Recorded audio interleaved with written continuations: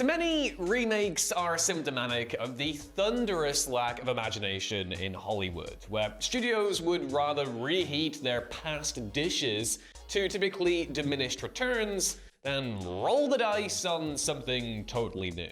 But it's kind of unfair to say that all remakes are inherently bad. Many manage to offer a fun or interesting remix of what came before, or perhaps even improve upon a decent but flawed original. And sometimes you may not even realize what you're watching is actually a remake. Yet, regardless of their quality, there have been a whole bunch of recent movie remakes that really make you stop and think and go, who is this for exactly? I'm Ewan, you're watching Whatculture, and here are just a few recent movie remakes nobody asked for.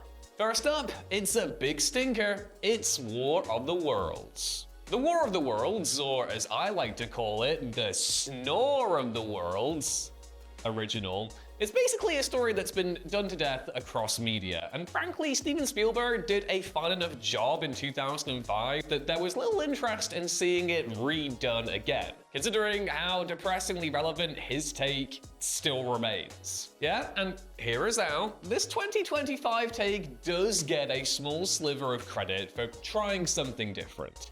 Eschewing the expected big-budget blockbuster format, the new War of the Worlds is instead a low-budget screen-life film unfolding entirely over phone and computer screens. An interesting idea, albeit one whose execution is woeful from top to bottom. It's visually hideous, the writing is atrocious, it's jam-packed with embarrassing Amazon product placement, and Ice Cube's clueless central performance is only good for some unintentional chuckles. Like the ones that come up at you and go, haha, before you realize that you're wasting your time watching Amazon's War of the Worlds in 2025. The concept absolutely had potential, even though nobody was asking for it, but the utterly slapdash, tossed-off manner in which the film was both produced and released, including a 5-year stint in post-production limbo, really says it all. Film and TV is cool, but you know what else is cool? Protecting your privacy online. Scan the QR code or click the link in the description and get up to 76% off a 2-year NordVPN plan, plus 3 months free if you sign up today. I'd make that deal. Damn good deal. Next up, a movie that gave new meaning to the idea of a dead soul. It's The Crow. Sometimes a project takes so long to get made that it feels like the universe is actively saying, don't do that, please. And that's surely the case with last year's long-gestating remake of the 1994 cult classic, The Crow.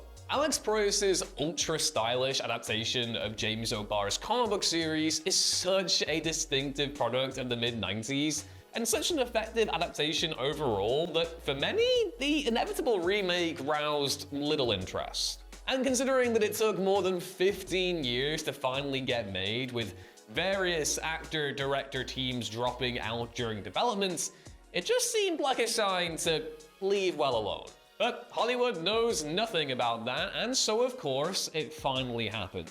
With Bill Skarsgård and FKA Twigs playing Eric and Shelley respectively, while journeyman filmmaker Rupert Sanders, who directed the live-action Ghost in the Shell, came along to helm the picture. Predictably, The Crow 2024 was largely panned as an inferior take on O'Barr's material, which attempted to reinvent it as a sub-John Wick thing with only a few mildly diverting action sequences. The fact is, why would anyone, anywhere, sit down to watch this when they can just enjoy the original, which is just, fantastic cinema? On the way, it's Coden's colourful colleague, Red Sonja.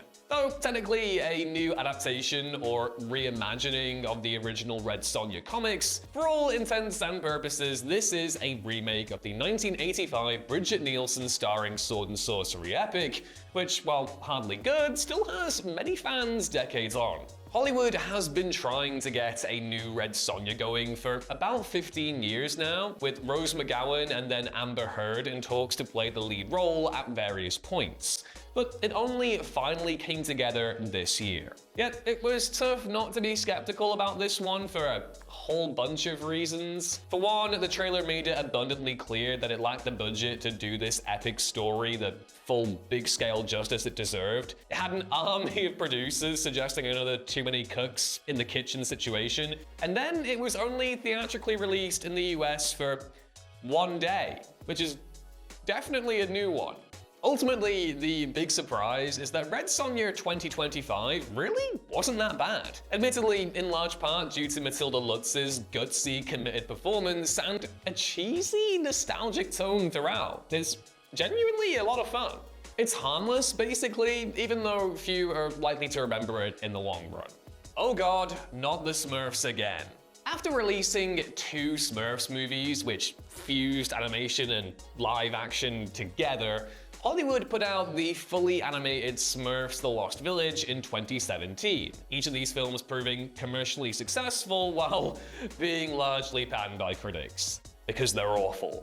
The franchise then lay dormant until this year, when Paramount tried yet again with another hybrid of animation and live action, simply called Smurfs. Yes, it's technically more of a reboot than a remake, but considering it once again sees the Smurfs running riot throughout Paris, as previously depicted in the Smurfs 2, it can't help but feel incredibly familiar and familiarly bad.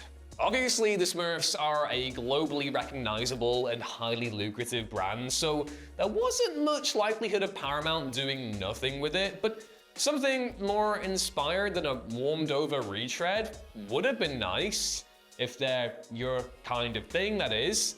Me? I hate these guys. I have a visceral Smurf hatred. Just evil, insidious creatures. Me and my friends would have killed Papa Smurf with hammers, I can tell you that much. God, I hate them. Next up, The Naked Gun.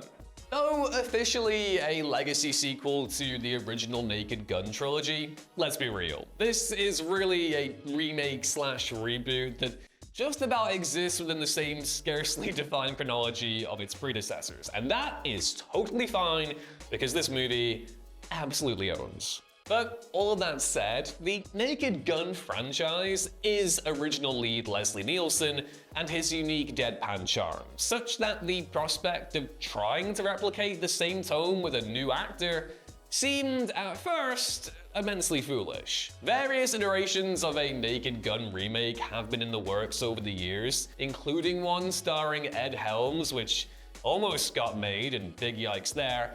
And even once Liam Neeson was cast as Frank Drebin Jr., there was immense skepticism surrounding the project. Yeah, this is a rare quasi-remake that nobody asked for, and yet actually delivered the goods. Between on-point performances from Neeson and Pamela Anderson, who's having an amazing resurgence right now, and a hilariously unhinged script, Naked Gun 2025 is proof that, you know, sometimes remakes, they're a great time.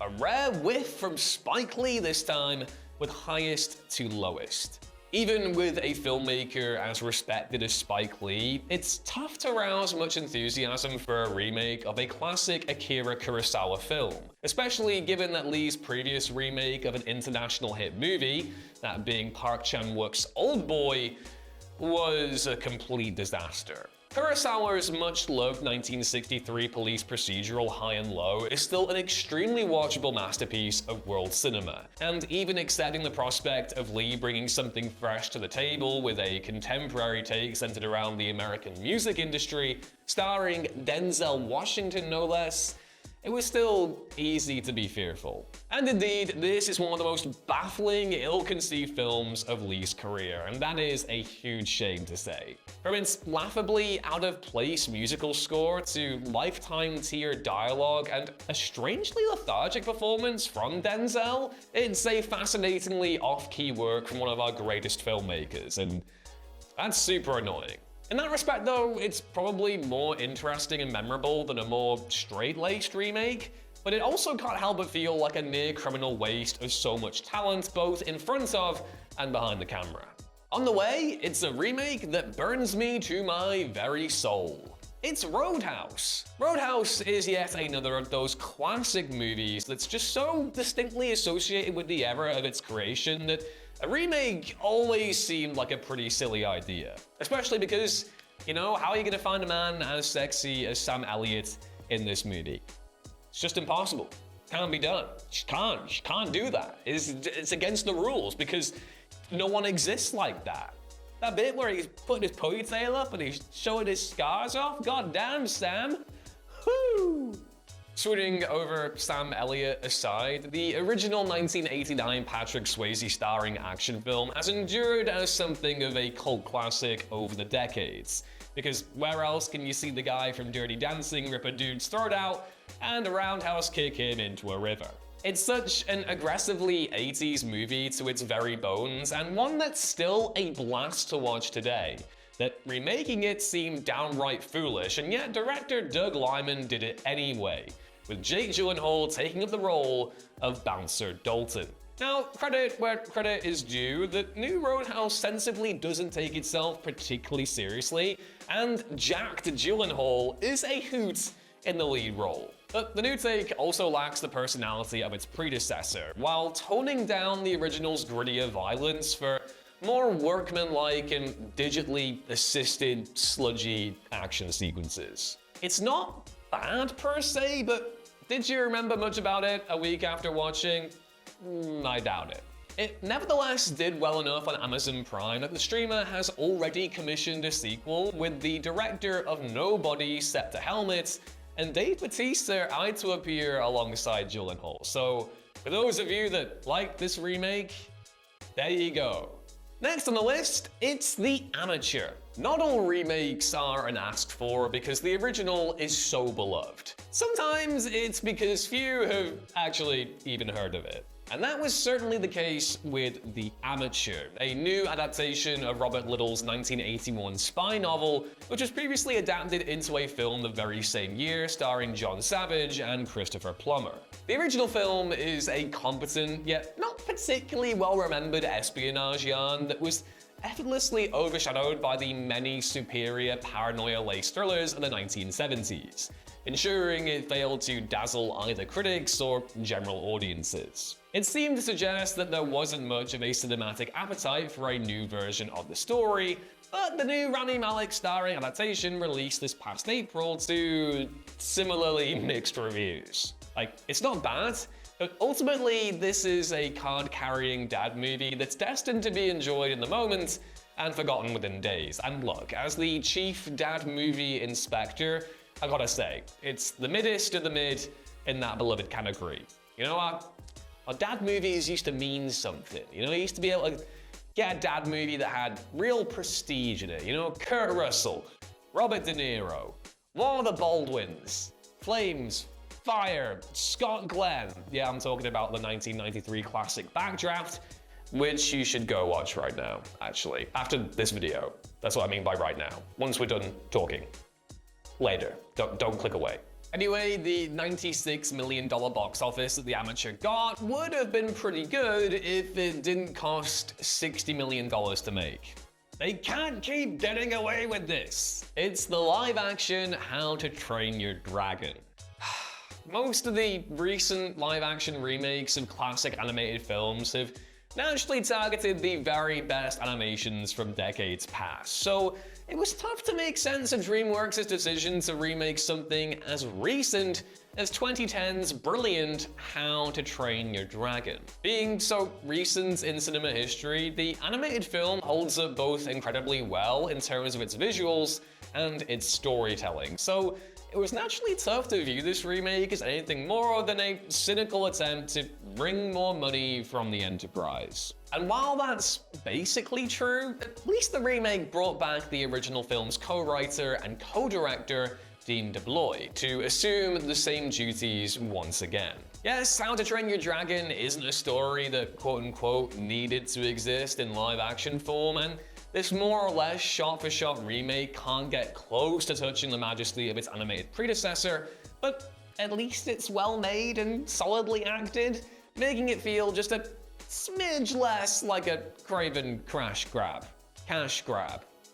Craven cash grab. God damn it. My flubs aside, its strong success at the box office has ensured that DreamWorks plans to forge ahead with remakes of the other animated sequels, because why wouldn't they? Gotta love that, right? You know, just pure redundant cinema. It's great.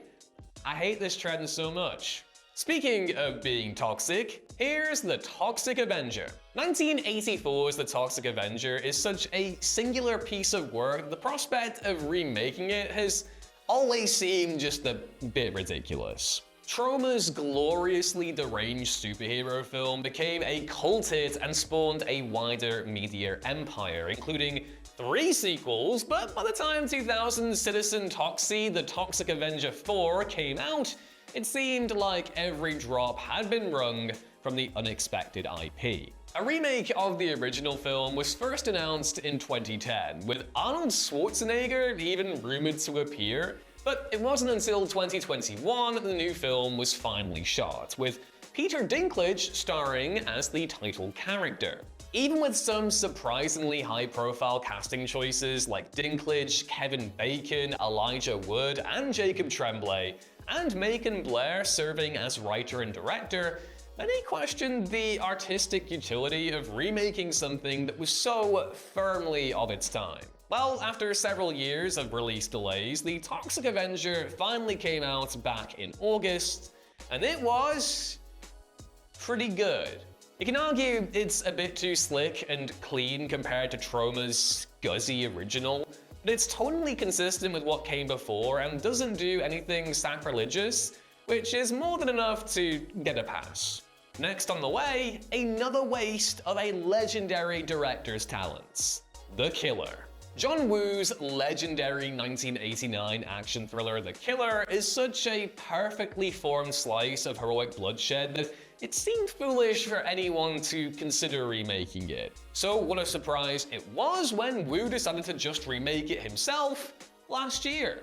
The but why of it all was strong, especially considering that the quality of Woo's recent output has been a bit shaky, and so this felt like little more than a desperate attempt to wring some more money out of a certified banger. This English language remake shifts the setting to Paris and gender swaps its protagonist. Yet despite game performances from Nathalie Emmanuel and Omar Sy, it lacks the energy and verve of its predecessor, which is still one of the greatest action movies ever made. Even though both movies share the same director, the action just can't hold a candle to what came before, and all in all, it feels like an anonymous straight-to-streaming action flick designed to be forgotten in short order, which is pretty much precisely what happened anyway.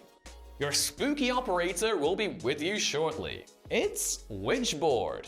Remakes are more abundant in horror than just about any other genre, but few were likely expecting a new take on the 1986 cult horror film Witchboard. The original film, revolving around a Ouija board which possesses a college student, that happened to my buddy Eric, was a modest box office success and still has its fans to this very day, even if he likely considered it ripe for the remake treatment given the many Ouija-centric horrors which have been released over the past 2 decades. And this wasn't exactly a major Blumhouse remake or anything. It was independently produced for $15 million and then quietly released this past summer. Now, the new Witchboard from director Chuck Russell, who was behind A Nightmare on Elm Street 3, Dream Warriors, aka the best one, is absolutely watchable, but just doesn't do a whole lot to justify its existence as an out-and-out remake. It doesn't do anything interesting with the original concept, and for some reason, it's dangerously close to 2 hours long, and a movie called Witchboard does not need that kind of length. And yeah, the interest evidently just wasn't there, as it barely grossed $500,000 at the box office and swiftly slid into the streaming content void. Emma Stone joins the Bold Club. It's Bugonia.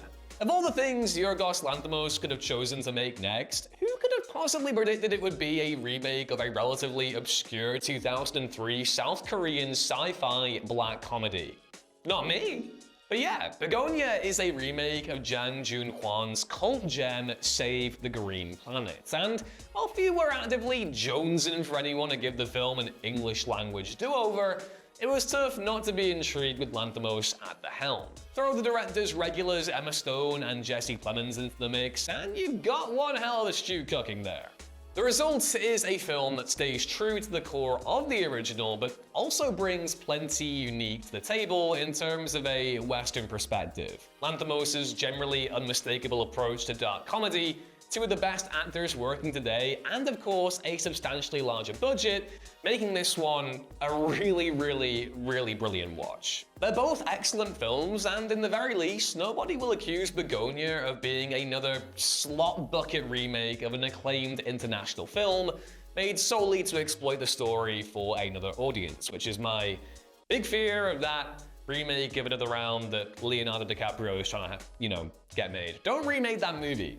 It's perfect. Next up, James McAvoy gets his freak on. It's Speak No Evil. The moment that 2022's Dutch-Danish horror thriller Speak No Evil became a hit on streaming service Shudder, it seemed inevitable that it would get scooped up for an English-language remake. And wouldn't you know it, mere months later, the remake was indeed announced, with James McAvoy, Mackenzie Davis, Ailing Franciosi, and Scoot McNairy set to star, while James Watkins, who directed Eden Lake, would helm the project as a director. Even accepting the plaudits of everyone involved, for many it was tough to ignore the inherent cynicism of the project. To retell the same story just 2 years later for an audience which won't engage with quote-unquote foreign content. And while the Speak No Evil remake was relatively decent as they go, largely due to McAvoy's go-for-broke performance, it unfortunately did the most predictably Hollywood thing imaginable by ditching the original's almost unbearably bleak ending for something more triumphant and crowd-pleasing. Universal probably doesn't consider the remake pointless given its box office success, but the original is just a more interesting and visceral piece in basically every way. On the way, Locked. The new psychological thriller Locked stars Bill Skarsgård as a petty thief who breaks into a fancy smart SUV only to end up locked inside by the owner, Anthony Hopkins, who then remotely torments him from afar. This isn't even Anthony Hopkins playing someone else, this is just him. This is a story that actually happened to him. That was a big old lie, but kind of fits his vibe, don't you think? Anyway, a solid 90% of people who've seen Locked probably aren't even aware that it's a remake. But in actual fact, it's based on a 2019 Argentine film called 4x4. And while it's common for Hollywood to remake hugely successful international hits, less often do we see them picking up little-known genre films and offering their own spin. The sheer low profile of 4x4, which is kind of an ironic sentence, meant that nobody was asking for it to be remade, and so the filmmakers behind Locked were basically able to avoid the usual remake bad discourse. It certainly helps that the original is itself just a fairly okay film, and this remake is at least consistent, itself being, passable. Coming up, it's The Roses. Warren Adler's classic relationship novel The War of the Roses was previously adapted into a 1989 Danny DeVito directed film starring Michael Douglas and Kathleen Turner, which is not only a box office smash, but snagged itself 3 Golden Globe nominations for Best Picture, Best Actor, and Best Actress. The original adaptation remains beloved enough that it was tough to muster much excitement when a remake starring Benedict Cumberbatch and Olivia Colman actually got announced. Much as we love Cumberbatch and Colman, they're not much of a match for Douglas and Turner at the peak of their powers. But the flip side of this is that it allowed director Jay Roach to at least reinterpret the original text in a sane but different way. This remake thankfully retains the sharp black comedy of its predecessor, even while some of the finer details are different, namely British protagonists instead of Americans, and while the world would have been just fine without its existence, The Roses carves enough of its own path to not feel like an inherently cynical rehash. On the way, we got Deathstalker. Released amid the sword and sorcery boom of the 1980s, Deathstalker is something of a cult classic. Far from a good movie in any conventional sense, but a massive box office and home video hit regardless. There's just something to be said about its deeply unserious dark fantasy stylings, rough edges, and all, which ultimately led to 3 sequels getting made. Few were ever expecting a remake, let alone one executive produced by Guns N' Roses legendary guitarist Slash and starring one of Hollywood's most underappreciated action stars, Daniel Bernhardt. But perhaps the bigger surprise than Deathstalker getting a remake slash reboot slash reimagining it all is that it's actually good. Like, genuinely well made by filmmaker Steven Kostanski, who was behind Psycho Gorman. The new Deathstalker is far more self-aware of its own goofiness than its predecessor, while serving up a slew of awesome practical effects alongside Bernhardt's kick-ass central performance. That a new Deathstalker film would be released in 2025 and get positive reviews by a landslide seems mostly inconceivable. And yet, here we are. The timeline is good again, maybe. It's redeeming itself slightly. The phrase I use to describe the current state of the global economy, it's the wages of fear. Henry George Clouzot's 1953 The Wages of Fear is a unique case on this list because this masterful thriller about a group of men hired to take 2 trucks and nitroglycerin on a perilous journey has actually already been remade, and that remake is one of the greatest films of all time. William Friedkin's 1977 remake Sorcerer is a genuinely terrific retelling which stands tall on its own right, with its reputation continuing to improve over the decades. And also, actually, while I'm here, a slight beg moment, if anyone here is from Criterion and wants to help an amigo out, send me that Sorcerer 4K, please, oh pretty please, I'll be your friend and we'll share many lovely movie times together. It'll be lovely, it'll be great, you know, movie friends.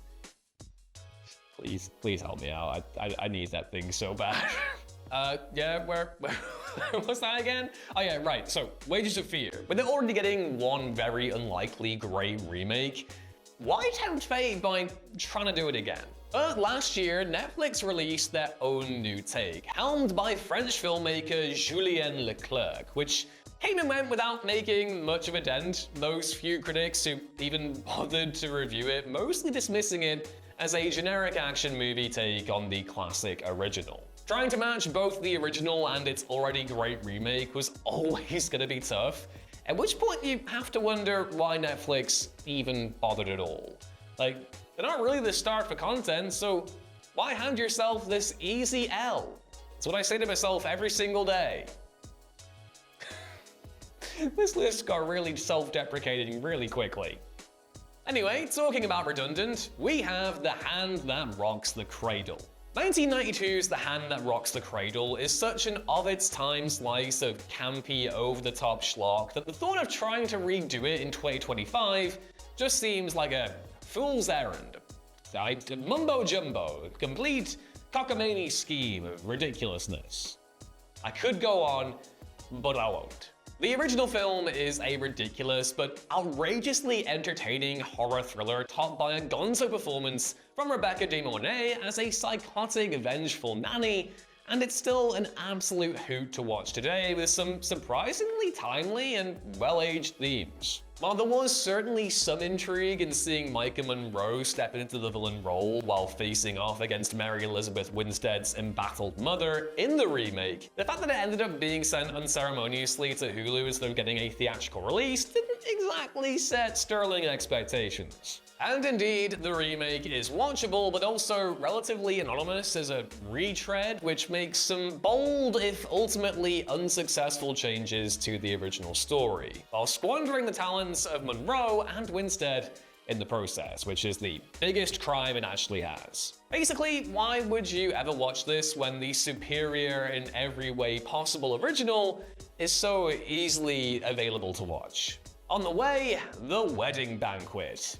And finally, we have another remake that surely wasn't on anyone's bingo card. A new take on Ang Lee's beloved 1993 rom-com, The Wedding Banquet. Lee's film was a major critical and commercial success, even receiving an Oscar nom for Best Foreign Language Film, but last year it was unexpectedly announced that a remake was in the works from on-the-rise filmmaker Andrew Ahn behind Fire Island. The original had such an assuming charm that the prospect of a broader remake with a more recognizable cast, led by Bowen Yang, Lily Gladstone, and Kelly Marie Tran, didn't leave one with much hope, despite the talents of all of those involved. Yet, while a millennial take on the original material had sure cringe potential, the new Wedding Banquet actually acquits itself really well. For one, the cast are terrific, and it engages thoughtfully with how society's views on sexuality, immigration, and parenthood have all changed over the last 3 decades. Yet, despite scoring strong reviews, the remake largely came and went in a blink, and therefore clearly won't land a fraction of the original's cultural staying power, which is a big old shame, even if everyone kinda saw it coming from a mile off.